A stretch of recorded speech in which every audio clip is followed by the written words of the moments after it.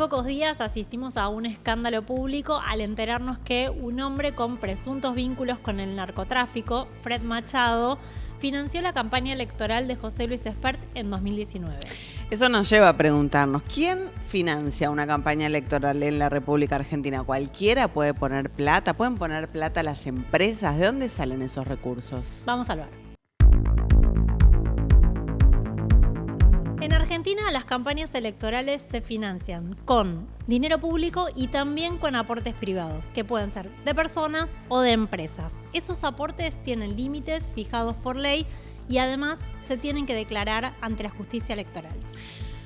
Vamos por partes. Primero, ¿por qué fondos públicos? Bueno, nuestra Constitución dice que los partidos políticos son una parte fundamental del sistema democrático, son una parte fundamental de nuestro sistema político y por eso dispone financiamiento para ellos.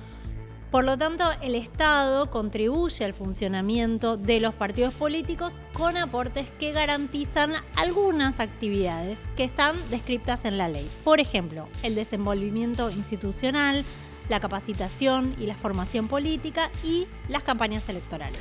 Básicamente esos fondos lo que hacen es garantizar que existan muchos partidos políticos con diversidad de miradas, de ideas, de opiniones para sustentar el debate democrático en nuestra sociedad. ¿De dónde sale esa plata? Bueno, sale de un fondo previsto en el presupuesto anual del Estado que surge de lo siguiente: el dinero que se recauda de las multas que establece el Código Nacional Electoral, el producto de las liquidaciones de los bienes que pertenecen a partidos políticos ya extinguidos, legados y donaciones que se efectúan con ese destino justamente ante el Estado Nacional. Ahora vamos a hablar del financiamiento privado. Según la ley, ¿quiénes pueden aportar a las campañas electorales? Los afiliados o a los partidos políticos, ¿no? Los afiliados de manera periódica, de acuerdo a lo que prescribe la Carta Orgánica de cada uno de los partidos políticos. Puede haber donaciones de otras personas humanas no afiliadas a los partidos políticos, pero que igual tienen muchas ganas de colaborar. También de personas jurídicas, es decir, de empresas. Y también los partidos políticos sacan dinero del rendimiento de su patrimonio y otras actividades, ¿no? Como actividades promocionales, herencias también o legados de dirigentes políticos que también aportan al patrimonio. Pero por supuesto este aporte privado ahí tiene límites, ¿no? ¿Por qué tiene límites? Bueno, porque se supone que la política lo que busca es el debate de ideas para encontrar el bien común. Y si ese debate de ideas está influido por alguien que tiene una billetera muy grande, bueno, capaz el político que resulta electo en esa campaña gracias a esa billetera muy grande, después tiene que devolver el favor. Claro, como que... Esperamos que eso no suceda. Que el dinero tiene mucha influencia, ¿no? Mucha influencia. Exacto. Bueno, por eso justamente la ley establece límites y prohibiciones a estos aportes privados.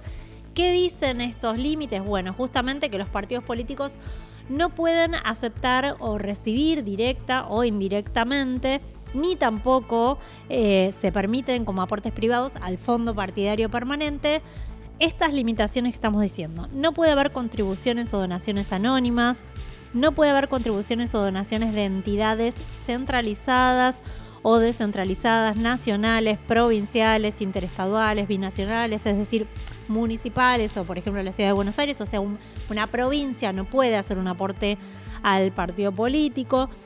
Contribuciones o donaciones de empresas concesionarias del Estado, contratistas del Estado tampoco pueden hacer aportes a un partido político. Contribuciones o donaciones de personas humanas o jurídicas que exploten juegos de azar. Acá hay una cuestión moral, podemos decir. Sí, moral, sí, pero también el juego está regulado por el Estado. Entonces, si las empresas empiezan a poner guita en la política, y yo qué sé, esas regulaciones, ¿a dónde terminan? Igual le ponen guita, pero bueno. Bueno, contribuciones o donaciones de gobiernos o entidades públicas extranjeras tampoco están permitidas. Bueno, sí. Contribuciones o donaciones de personas humanas o jurídicas extranjeras que no tengan domicilio en el país tampoco están permitidas. Contribuciones o donaciones de asociaciones sindicales, patronales o profesionales.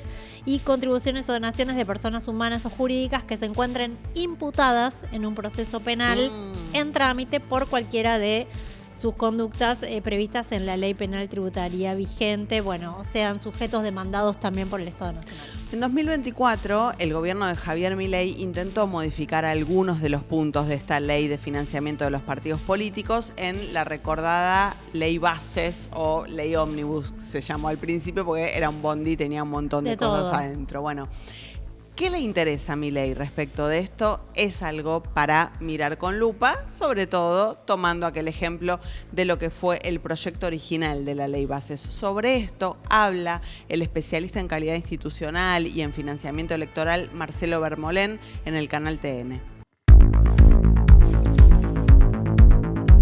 Hay distintas formas de definir el financiamiento de la política, ¿no? Está el sistema público, el sistema mixto, el sistema privado. La Argentina ha mutado, pasó de un sistema netamente público a un sistema mixto, y Milei proponía un sistema absolutamente privado. Y la verdad es que, como bien dice María Eugenia, donde el Estado se retira, aparece el narcotráfico. Donde desaparecen los controles, aparece la corrupción. Donde desaparece la vigilancia, aparecen después las tragedias, los inconvenientes. La Argentina no puede tener un sistema de partidos sostenidos desde la Constitución que no sean con una porción, por lo menos, de financiamiento público, ¿no? Entonces, a mí me parece que donde fallamos es en el control de las campañas. Y ahí, lamentablemente, la Cámara Nacional Electoral, más allá que tiene un auditor en este momento por cada una de las provincias y demás, no tiene la capacidad suficiente para auditar las campañas electorales de tantos frentes, de tantas alianzas que se presentan, y cuando llega el control, sucede 4 o 5 años más después. Todo es autopsia. Vamos entonces a la autopsia. En los últimos años hubo muchas campañas electorales que quedaron en el foco de investigaciones judiciales por haber gastado un poco más de lo que declararon, montos que estaban muy por encima o que no quedaron registrados, o por haber recibido también aportes sospechosos que no estaban permitidos por la ley. Tenemos un montón de ejemplos de todos los colores. Por ejemplo, 2007, ¿te acordás la campaña Cristina, Cobos y Vos? ¿Cómo olvidarla? La campaña electoral por el primer gobierno de Cristina. Exacto. Bueno, esa campaña estuvo sospechada, muy mirada. Ahí estamos viendo en pantalla un facsímil de una nota del diario La Nación que se titula "La campaña kirchnerista se financió con fondos sospechados de lavado". Y lo que pasó en aquel momento es que de la recaudación de aquella campaña, un 35% de los fondos venían de empresas vinculadas a sectores de la salud, a farmacéuticas, y la investigación judicial terminó determinando que esto tenía un origen irregular porque los laboratorios no pudieron justificar de dónde habían sacado ese dinero, según un peritaje de la Corte Suprema de Justicia. Esto decía en ese momento el juez federal Ariel Lijo, que tuvo a su cargo la investigación. Parte del financiamiento que se obtuvo para la campaña, fundamentalmente el que tenía que ver con el aporte de algunas droguerías, tenía origen ilegal, por lo tanto es una operación de lavado de dinero. Uno de los aportantes tenía capacidad económica para hacer los aportes que hicieron, ¿sí? Y por el otro lado, esas mismas personas están vinculadas a investigación, por supuesto están procesadas por asociación ilícita en la causa de la mafia de los medicamentos, o bien están imputados con presunciones severas en la causa del tráfico de efedrina. Lo que pasó es que se utilizó plata de origen ilegal en una actividad legal, y eso es una operación de blanqueo. Lo que está probado en el expediente es que las personas responsables y las que estaban en conocimiento de esta situación eran las que fueron imputadas y las que están procesadas. Después de todo este tiempo no tenemos prueba de que el resto estuviera al tanto o haya apañado o haya consentido esta situación. 10 años después de esa campaña de Cristina, Cobos y Vos que investigó Lijo, llega el escándalo de los aportantes truchos. ¿Te acordás? El escándalo de los aportantes truchos, campaña de Cambiemos de María Eugenia Vidal en la provincia de Buenos Aires en 2017, en la que por una investigación periodística a la que le puso la firma nuestro amigo y compañero Juan Amorín, aparece la revelación de que había personas anotadas como aportantes a la campaña que no eran tales. Te lo cuenta el mismísimo Juan Amorín.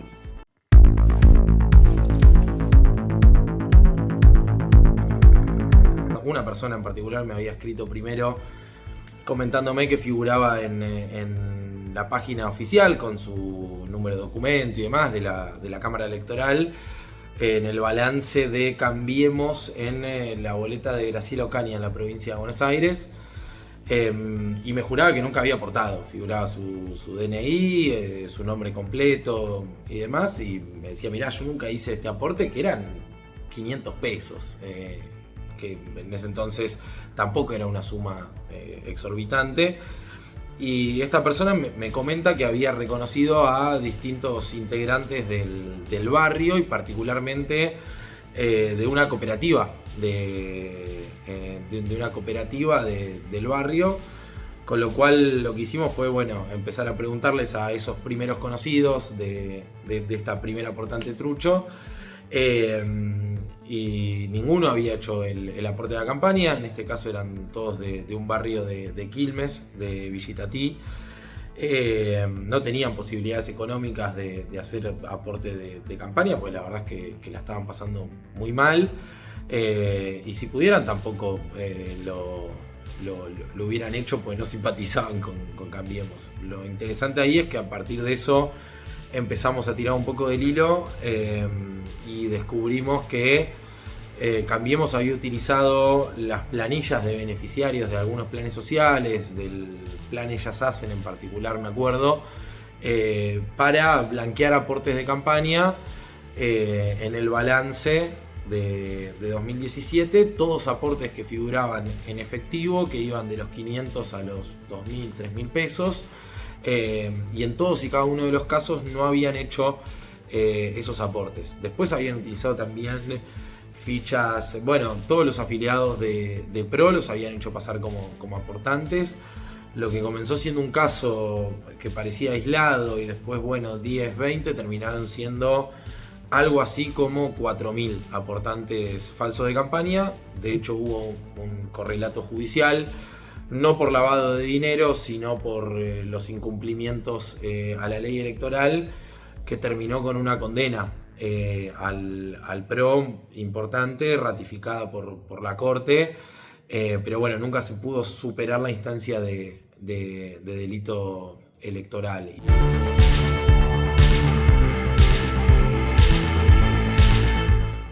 Bueno, ahí tenemos dos casos muy resonantes, pero volvamos un poco a la actualidad. Estamos grabando este episodio en octubre del 2025 y lo que acaba de suceder en la política argentina es que José Luis Espert, quien era el primer candidato de Javier Milei en la provincia de Buenos Aires para las elecciones legislativas, tuvo que bajar su candidatura por sospechas de financiamiento de esta persona, Federico Machado, que hoy está siendo extraditado a Estados Unidos acusado de narcotráfico. Bueno, ¿qué pasa con el financiamiento de esta campaña? O no de esta campaña, de su campaña 2019. Así ahí es. está. Bueno, vamos a escuchar a José Bonacci. ¿Quién es José Bonacci? José Bonacci es el que en 2019, cuando Espert quería ser presidente, le aporta el sello partidario para que él pueda ser candidato. Le da la estructura partidaria. Y lo que cuenta acá es terrible, porque dice, me llamaron para pedirme que organice una cena trucha, una cena de recaudación trucha, Sí. para lavar un aporte de $200.000. Esa es una gran forma de lavar plata, ¿no? Por ejemplo, Sí. decir, no, hago una cena, vienen un montón de empresarios re importantes, pagan Hacen donaciones. miles de dólares para cenar conmigo. Bueno, escúchenlo a Bonacci. Me cita Puertas Dalmau y Díaz de Córdoba a una reunión en el local, en las oficinas de Despertar, en calle Suipacha, antes de llegar a Corrientes, y me piden que en la contabilidad partidaria yo rindiese cerca de 18 millones de pesos, que a valores de ese entonces, a 45 pesos el dólar, eran cerca de $400.000, los rindiera como si se hubiese realizado, o que se iba a realizar, una cena en un salón, en el hipódromo, en Palermo, un salón muy bonito, no recuerdo exactamente cuál, donde iba a haber invitados, 200, 300 invitados, que, hago así, porque ahí sale, entre comillas, iban a pagar Blanquear, te la pidieron, entrada. dinero. claro, Claro. te pidieron blanquear $400.000. Y yo me resistí, se lo comuniqué a Esper, le digo, mire, Esper, esto es medio, yo en esto no me meto. A ver, no lo inventaron ellos. Desde Maru Vidal, que venía con los aportantes truchos, para acá siempre ha existido ese tipo de cosas que, bueno, no. Todo muy desordenado fue.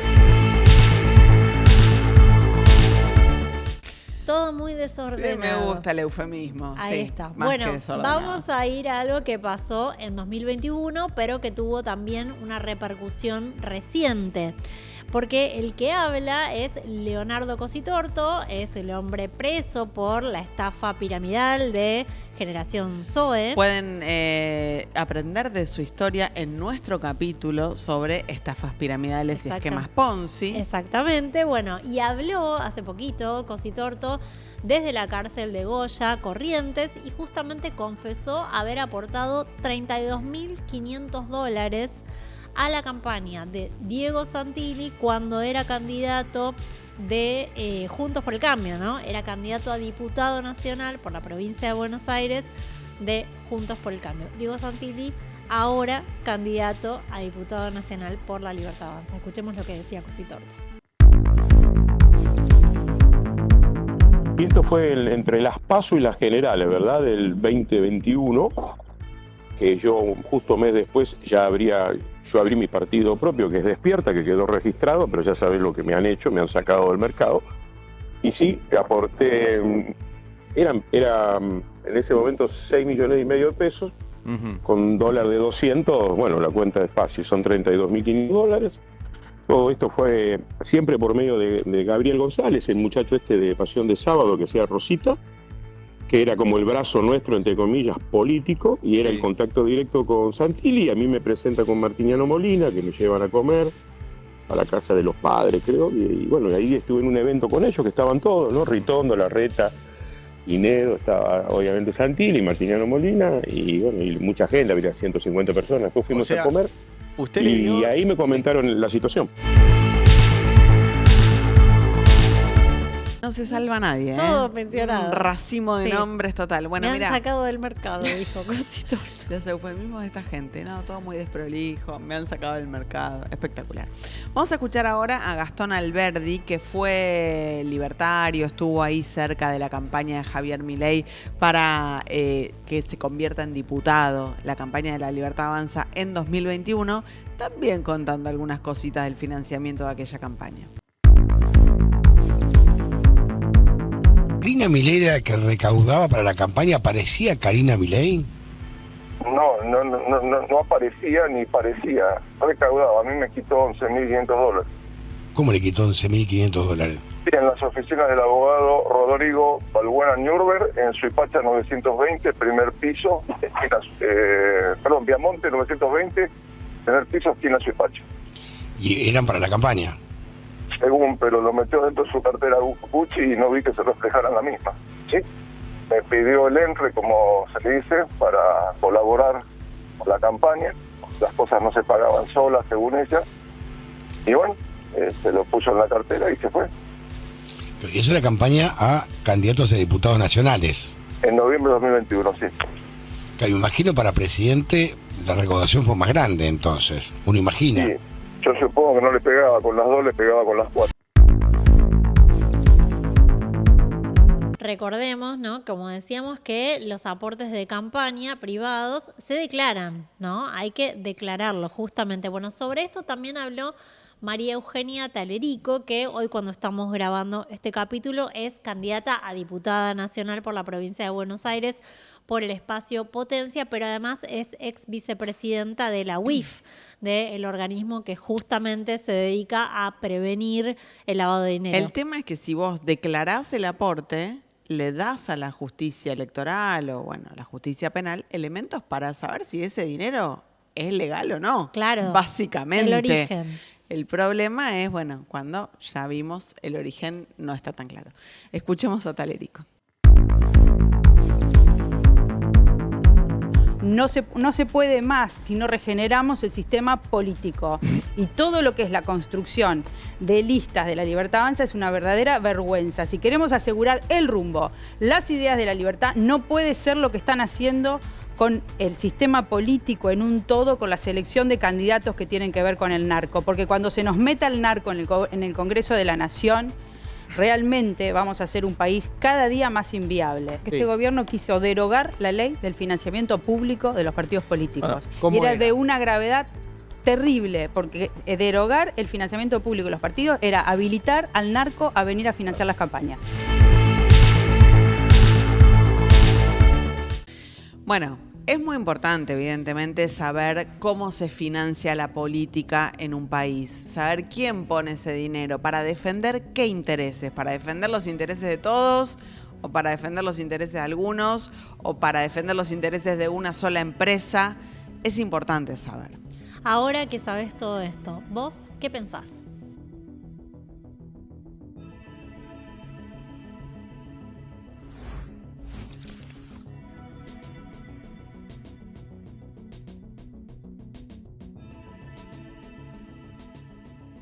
Cámara de Diputados de la Provincia de Buenos Aires. Seguinos en nuestras redes sociales y entérate de nuestras actividades. Encontranos en X como @HCDiputados, en Instagram, Facebook, YouTube y TikTok como Diputados BA. También podés visitar nuestra página web y suscribirte a nuestros canales de difusión en WhatsApp y Telegram. Aprende idiomas en la UBA. Más de 10 cursos presenciales y virtuales. Inscripciones abiertas. Anótate ya. Para más información ingresa a idiomas.filo.uba.ar. Laboratorio de Idiomas UBA. Hablar nos mueve. En Avellaneda tu seguridad es nuestra prioridad. Sumamos cámaras y centros de monitoreo. Implementamos un anillo digital de control vehicular. Instalamos 30 puntos seguros y junto a la provincia creamos 4 nuevas bases para la policía bonaerense. Y ahora vamos a crear una fuerza local con 300 efectivos y 30 patrullas. Somos un Estado eficaz que aborda cada problemática con propuestas concretas.